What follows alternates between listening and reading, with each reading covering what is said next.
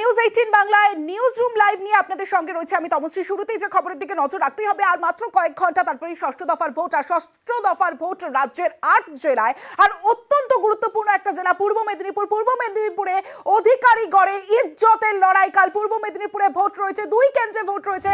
কাঁথি এবং তমলুক আসনে ভোট কাল, এবং ষষ্ঠ দফার ভোট 25শে মে শনিবার।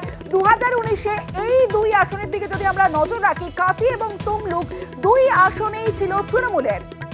সরাসরি চলে যাবো, সুজিত ভৌমিক রয়েছে আমার সঙ্গে, সুজিতের সঙ্গে কথা বলবো। সুজিত, যে বিষয়টা জানতে চাইবো যে একদিকে যে তমলুক সেটা নন্দীগ্রাম, অন্যদিকে কাঁথি বরাবরই হলো অধিকারীগড়, কতটা প্রেস্টিজ ফাইট?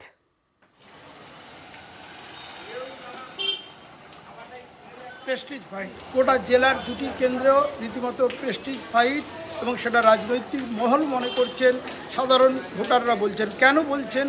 আসলে দলবদল করার পর থেকে অধিকারী পরিবারের সদস্যরা যখন বিজেপিতে, তারপর থেকে ভালো করে বললে যে স্পষ্ট করে বললে শুভেন্দু অধিকারী যবে থেকে বিজেপিতে গিয়েছে, তারপর থেকে কিন্তু তৃণমূলের লড়াইটা যত না বিজেপির বিরুদ্ধে, তার থেকে বেশি শুভেন্দু এবং শিশির অধিকারী সমেত অধিকারী পরিবারের বিরুদ্ধে। কারণ অধিকারী পরিবার গোটা সংগঠনটা তমশ্রী দেখত এবং দেখার দায়িত্ব ছিল পূর্ব মেদিনীপুরে। সেখানে অবিভক্ত বলা যায়, পূর্ব মেদিনীপুরে 2টি আসন যদি ধরি, গোটা জেলাটাই কিন্তু দেখভাল যেটা করতেন একেবারে শিশির অধিকারী, শুভেন্দু অধিকারীরা। তারাই যখন দলবদল করে, তারটাই কিন্তু বলা যায় চটেছেন তৃণমূল নেতৃত্ব, চটেছেন তৃণমূল কর্মী সমর্থকরা। তাই তাদের লড়াইটা অনেক বেশি শুভেন্দু অধিকারীদের বিরুদ্ধে, আর সেখানেই প্রেস্টিজ ফাইট বলা হচ্ছে।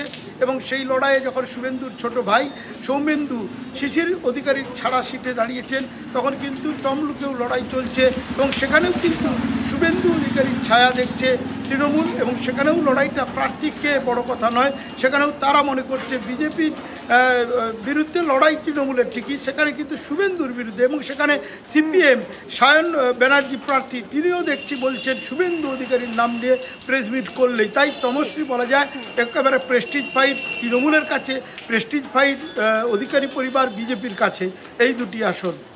বেশ সুজিত।